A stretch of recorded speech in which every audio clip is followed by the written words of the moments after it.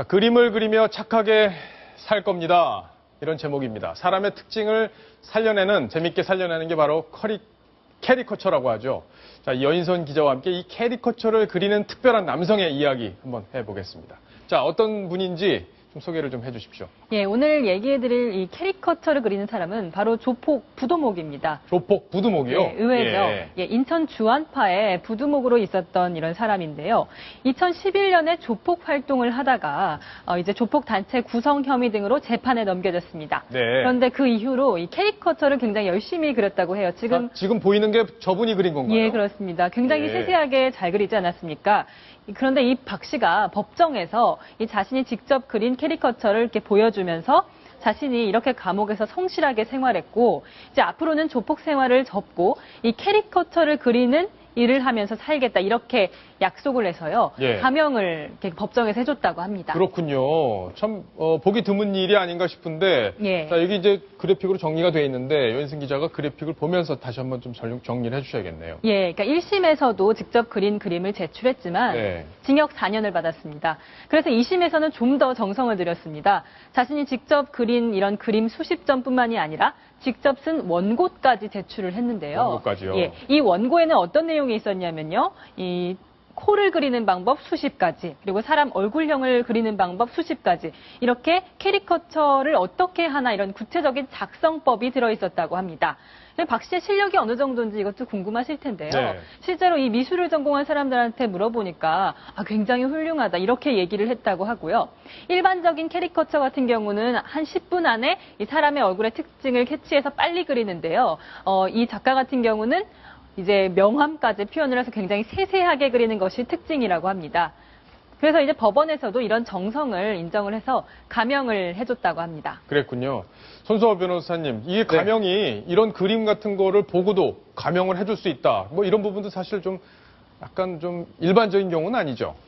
글쎄요. 뭐 일반적이라고 볼 수도 있고 아닐 수도 있어요. 아, 그래요? 일단 폭력행위 등 처벌에 관한 법률에 따르면은 이 범죄단체를 구성하면은 수괴 같은 경우는 사형무기 10년 이상 징역이고, 수괴는? 간부 같은 경우는 이제 무기 또는 7년 이상이기 때문에 굉장히 중형이 선고될 수 있는 그런 상황이었는데 감형이 됐거든요. 근데 감형이라는 게 여러 가지 요소를 고려하겠습니다만 어떠한 그 반성 그리고 사회로 나가기 위한 열망 또한 그 사회에 나갔을 때 어떠한 뭐 다시 범죄를 하지 않고 다른 생업에 열심히 종사할 수 있는 가능성 등등을 종합해서 보는데 이번에는 1심보다 2심에서 더 감형이 됐다는 것은 이번에 제출했던 그런 원고나 그림들을 볼 때 이 사람이 정말 반성을 많이 하고 있고 사회생활을 열심히 해서 사회에 복귀할 수 있는 그런 준비가 되어 있구나 그런 점을 종합적으로 봐서 감형이 이루어진 것으로 그렇게 볼 수 있겠습니다. 그렇군요.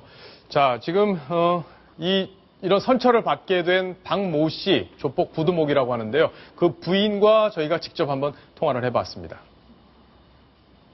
캐리커처만 한 거는 재작년 여름부터 대전에 이제 30년 내려갔다가 이제 우연찮게 그 역이 있어요. 대전역 고속버스터미널 역이요.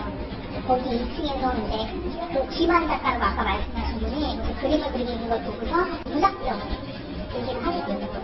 그냥 신문이나 아니면 제가 사진 같은 거를 보내주면 본인이 이제 그림 같은 그 애기가 이제 그림 그려달라고 동물 같은 걸 얘기하면 동물 그림을 그려서 보내줘요.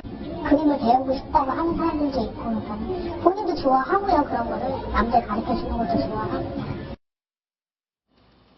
저렇게 좋은 재주가 있었는데 왜 조폭 생활을 했는지 좀 의아하긴 한데 앞으로는 이제 뭐 여러 사람에게 즐거움을 주는 그런 화가가 되시기를 저희가 한번 응원을 해드려야겠습니다.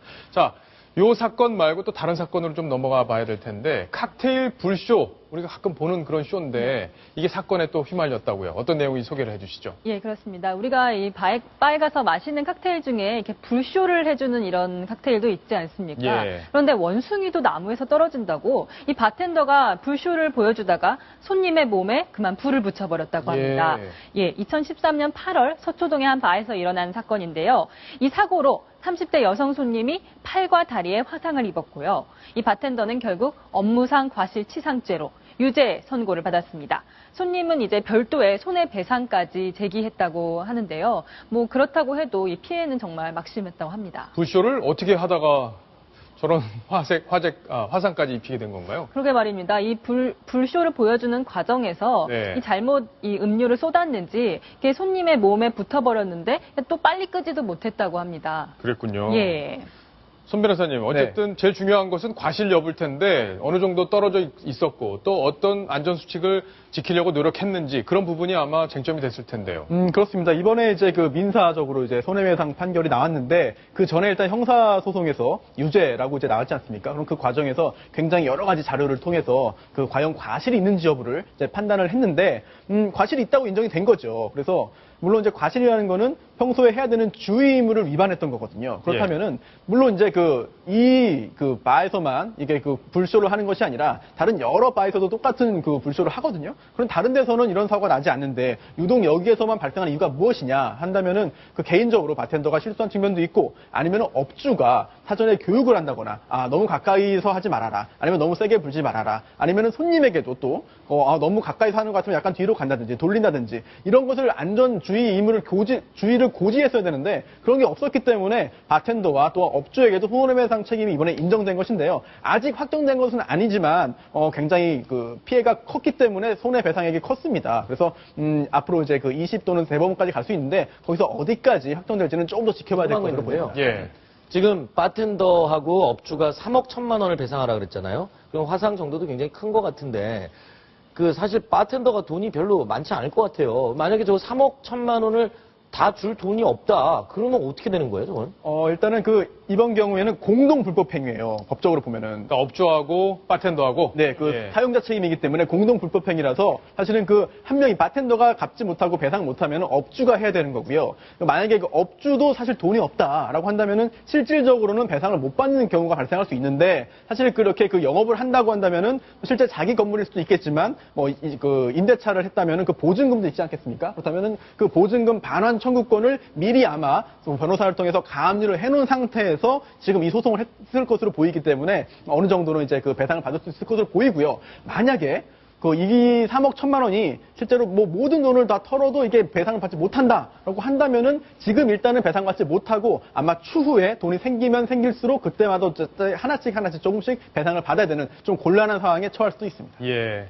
손수호 변호사의 설명이 나가는 동안 워낙 화려한 불쇼 영상이 나가서 우리 시청자 여러분들 집중을 하셨을 수 있었을지 모르겠습니다. 어르신들은 저 장면이 조금 생소하실 수가 있는데 젊은 사람들은 사실 예. 그 데이트할 때 젊은 남녀가 이제 여성들이 특히 저런 불쇼하는 바에 자주 가는 걸로 알고 있고요. 그리고 여희선 기자도 혹시 가보셨습니까? 저는 사실 불쇼하는 이런 칵테일은 안 마셔봤는데 불쇼하는 스테이크는 먹어봤거든요. 예. 근데 굉장히 좀 기분이 좋더라고요. 근데 뭐 여성들이 많이 가서 이제 하게 되면 저 바텐더들이 다 익숙하지가 않아요. 네. 예. 잘하는 바텐더들도 있지만 다들 저렇게 익숙한 게 아니거든요. 근데 아까 저 화면에서 보시면 잘 아시겠지만 저 불이 붙어 있는 막대기하고 술병을 막 공중에 던진단 말이에요. 그러니까 저거는 분명히 저거 그냥 신기하고 재밌다라고 가까이서 쳐다볼 게 아니라 보는 사람들도 적당한 거리를 좀 떼두고 좀 안전을 좀 지킬 줄 아는 그런 자세가 좀 현명할 것 같습니다. 예. 제가 직접 했던 사건 중에 이 칵테일 불쇼와 관련된 사건이 있었는데요. 아, 그래요? 좀 약간 좀 웃지 못할 일입니다. 네. 뭐 심각한 건 아니고